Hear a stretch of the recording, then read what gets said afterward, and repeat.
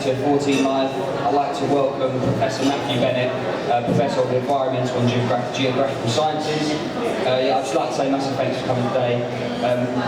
Matthew here has spent several years pursuing footprints in landscapes throughout Africa, Europe and Central America. In this lunchtime talk, he will share some of his field experience from the discovery of the second oldest footprint in the world to his work in Namibia on tiny children's tracks.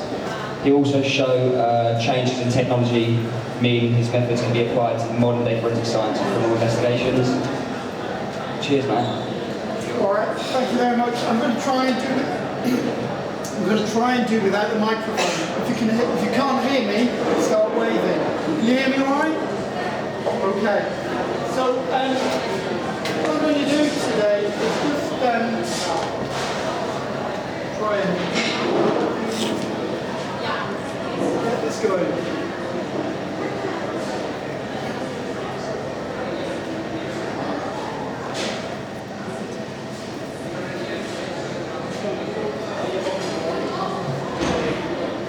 So I haven't got any slides, but in the background there'll be some various pictures that we'll scroll through that illustrate some of my travels and research that I've done over the last 4 or 5 years, maybe a decade or so if I'm honest with most of these sorts of things.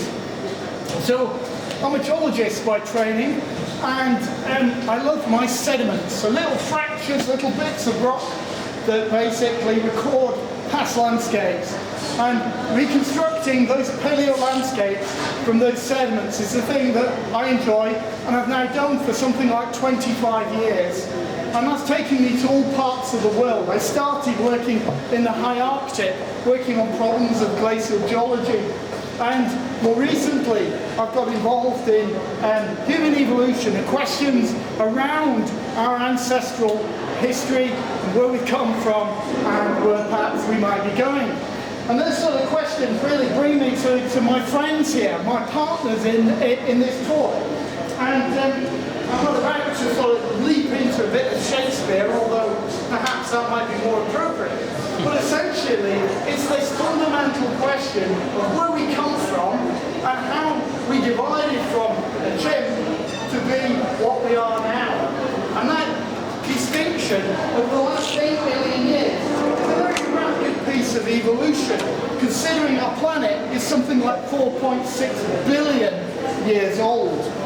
And it's an interesting question because our family or our ancestral tree is full of dead ends, missed routes, miscalculations and extinctions. And not just, say, perhaps about 2 million years ago, there were 6 or more different ancestral species of human running around the landscapes of Africa. And I find that exciting and interesting to understand why. It's that fundamental question, why? And over the time of the last sort of 10 years or so, I've addressed those questions from many different sorts of perspectives and viewpoints. But I'm going to start with my work on footprints.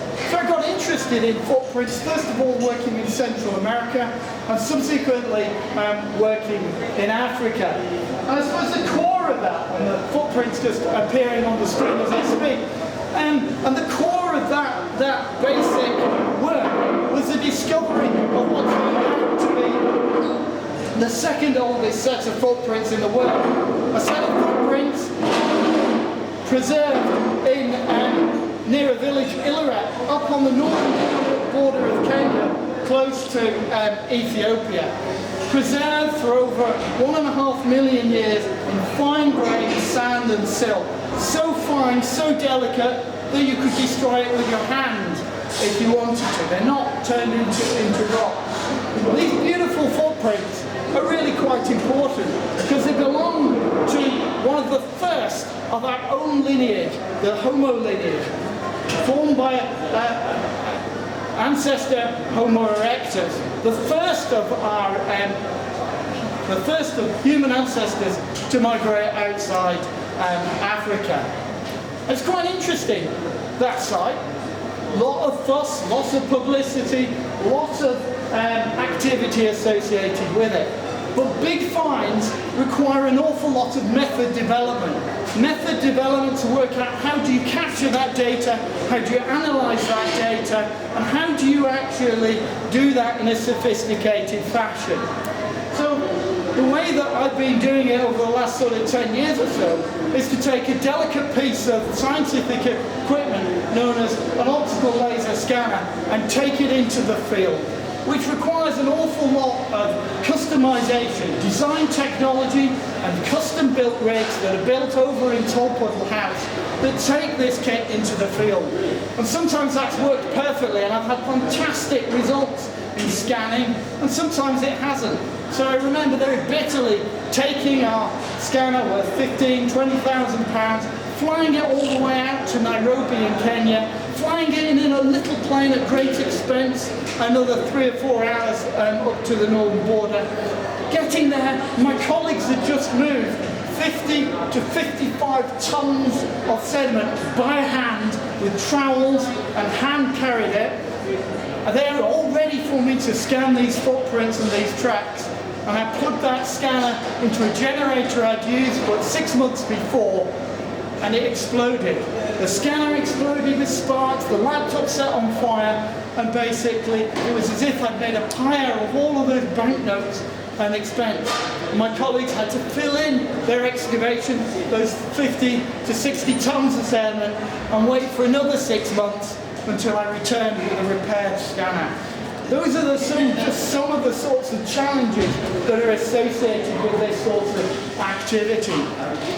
Those adventures take me to other parts of the world as well, working in southern Africa and South Africa. But all of those adventures have this concept of fusion, the co-creation of ideas with staff and students, excavating sites, investigating the data, and basically pulling those things together. So those sorts of ideas also demand that you can develop the technology, the analytical tools with which you can actually analyse and compare these data. So I've worked with my colleagues sitting very obscurely at the front, marching. Fantastic computer programmer who's developed much of the software that we've used to analyse these finds that make possible many of the discoveries and the activities.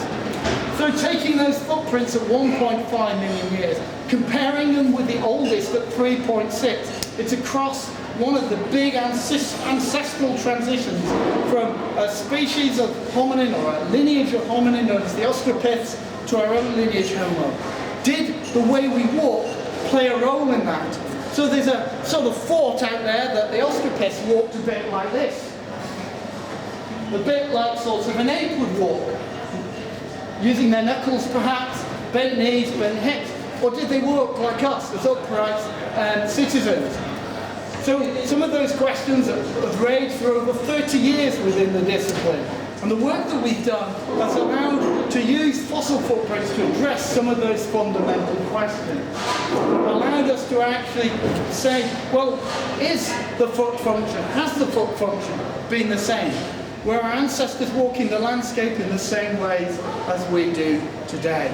And those are fundamental questions, big questions, and the answers to those questions is almost certainly they did. So our ancestors had very similar foot functions to ourselves. It'd be nice to find a difference, but sometimes actually it's more interesting and exciting to find that there is no difference, and to then go back and think what those actual evolutionary pressures may have been. So lots of travels, lots of investigations, lots of work with students to actually create new knowledge and develop new ideas. So as part of that, you begin to think to yourself, well, the landscape's quite important. And the landscape really is very important. And if you think back, well, footfall and walking on the landscape may not be that important. What other variables might have driven and controlled our evolution? So the prevailing ideas is that climate is really important. That all these dead ends and extinctions that have happened in our own family tree are a consequence of climate change, which is quite ironic, given that if our past has been shaped by climate change and our future is being shaped by climate change, that there's a slight irony there. But is it correct? It's a hypothesis that perhaps has prevailed on and off for the last 100 years or so. Is it correct? And the answer to that is probably not really. And that is an interesting thing to explore.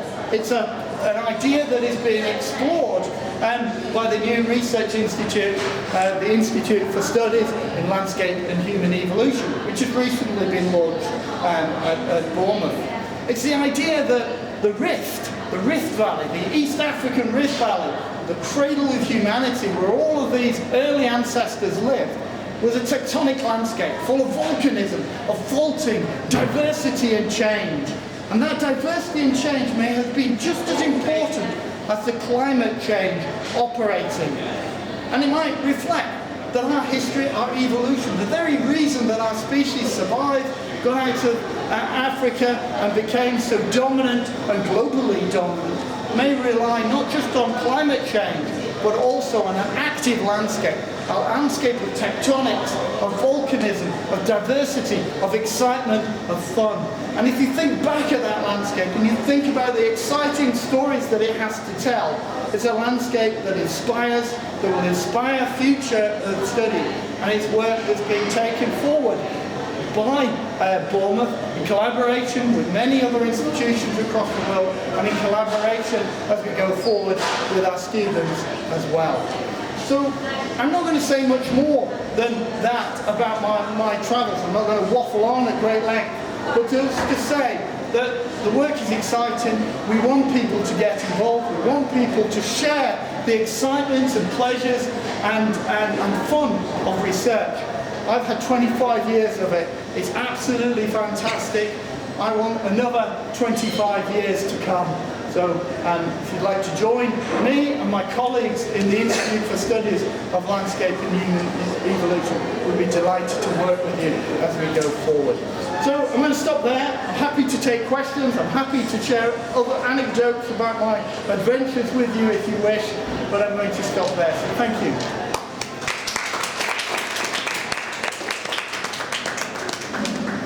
Any questions?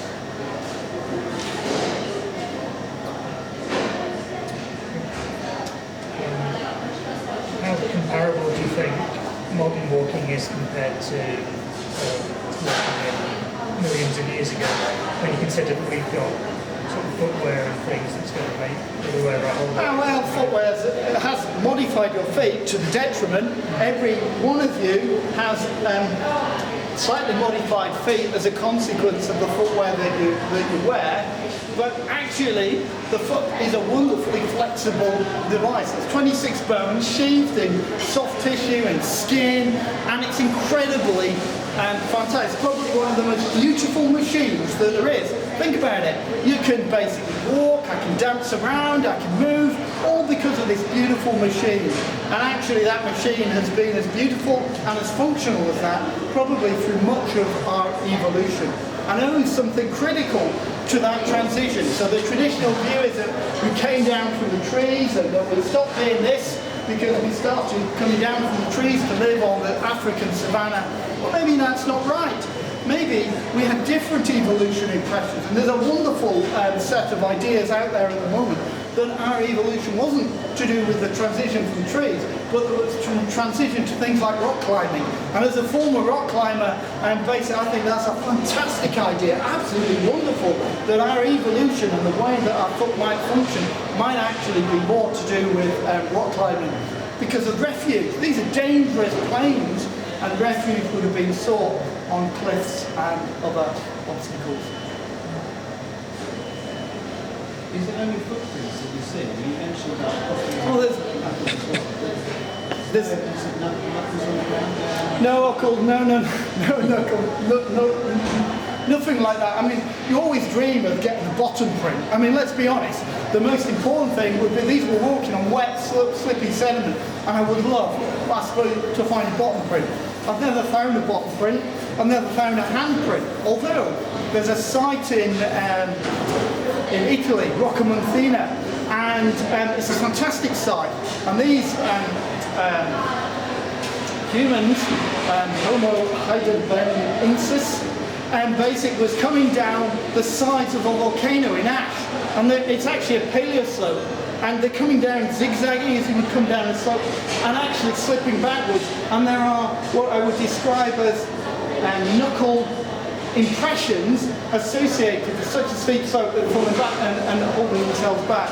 There's a site in Tibet, fairly recent site, it's about 26,000 years old, that does have palm prints in it, but it's not common.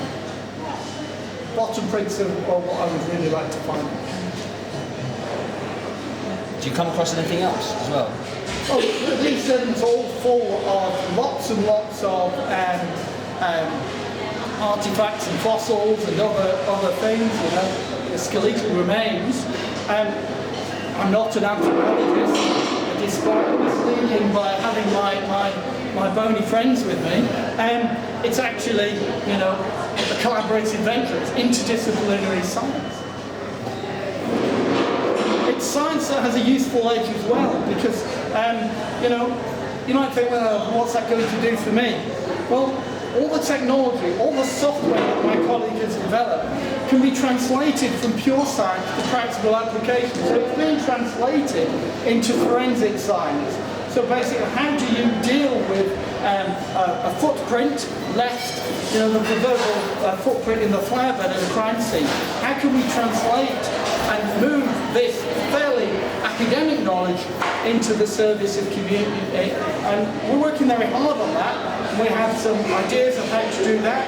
We're just waiting for the funding to make some of those things possible. Sorry, do you have any plans for the future? Are you going to go back to Africa at some point, or? Oh well, I always have plans. Yeah. Basically, somebody once described basically doing field work a bit like having a mistress. You always basically plan to go out the next adventure, and when you were there, you missed home, and you missed the comforts of home. So I always plan to do field work. It's not always possible. What was the biggest challenge you found when you were working out there? The biggest challenge, Apart from the equipment blowing up. well, I think that is the biggest problem. You've got basically a dusty environment, you've got no mains electricity, you've got basically extremely hot sunshine, you're filthy, you're sweaty, you're hot, you're irritable, what else can I add?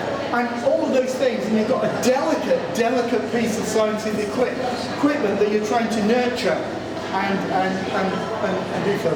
Do you have to sort of exercise a lot of patience and be quite strategic, like work early morning, late at night? Or We do all of those sorts of things. I've done all of those sorts. I scanned at night, I scanned at dawn, I scanned at dusk.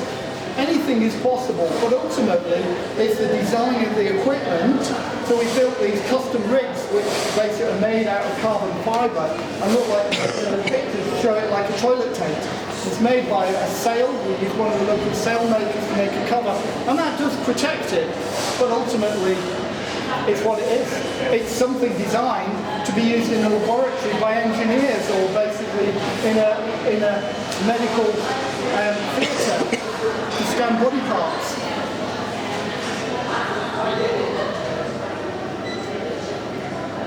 Any more questions? Cheers, thank you, Matthew. Thank you all for coming today. If you enjoyed this, I'd just like to say a talk for you is happening on Tuesday 21st of April, and David McQueen will give a talk on an idiot's guide to the elections.